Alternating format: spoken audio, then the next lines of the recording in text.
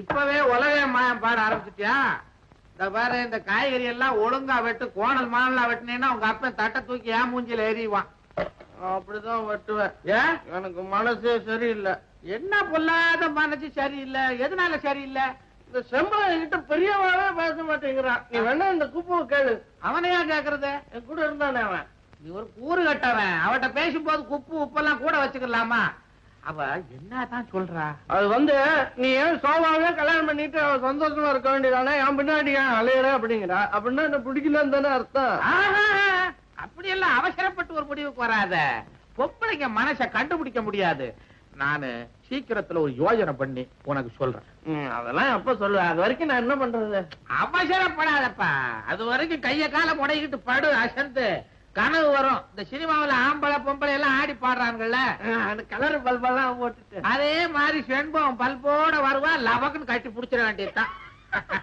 அப்புறம் என்ன செய்யற? அப்புறம் நீ ஏன் செய்யற? அவ பாத்துக்கிட்டு போறான். சரி, அப்படின்னா எனக்கு சீக்கிரமா சமையல் பண்ணி சாப்பாடு போடு, நான் போய் படுத்து தூங்குறேன். அது போட்டோம். கட்டி பிடிக்கிறதுக்கு சமையலுக்கு என்ன சம்பந்தம்? கனவுல ஒரு தெம்பு வேணா? தெம்பா? நீ ஒரு வம்பான ஆளியா?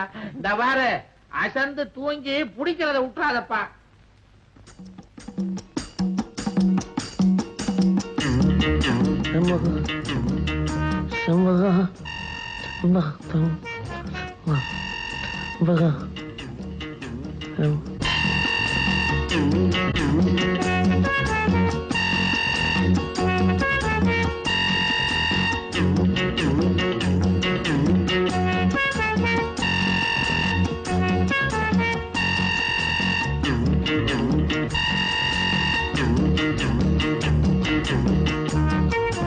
சாமி பொருள் என்ன இப்படி போய் சொல்றாரு?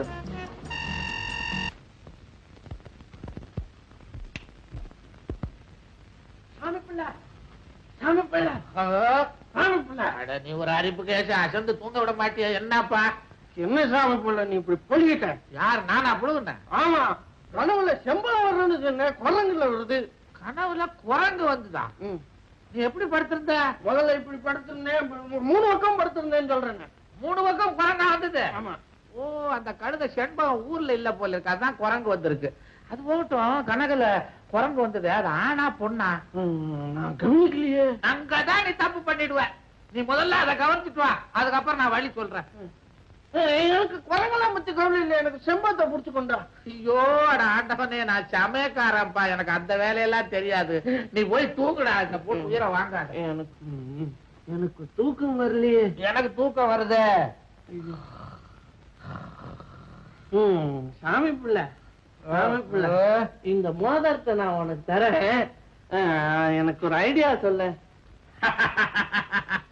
இப்ப எப்பேற்பட்ட ஐடியா வருது பாரு. ஆமா, இந்த மோதிரம் எங்கேன்னு உங்க அப்பா கேட்டா என்ன சொல்லுவ? சாப்பிடும் போது முழுக்கிட்டேன்னு சொல்லிடுறேன். அவர் பேடியை கொடுத்தாருன்னா?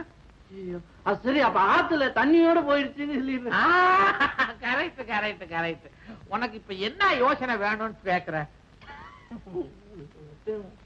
நான் சொல்லட்டுமா? அந்த செண்பகத்தை கட்டி பிடிச்சு இச்சு இச்சு இச்சுன்னு முத்த கொடுக்கணும், அவ்வளவுதானே? நீ எப்படி கண்டுபிடிச்ச? சின்ன வயசுல நான் உன்ன மாதிரி செஞ்சு வந்தானே. அது போட்டும் கல்யாணம். நாளைக்கு செண்பகம் இருக்கிற இடத்துக்கு நீ பதுங்கி பதுங்கி போ.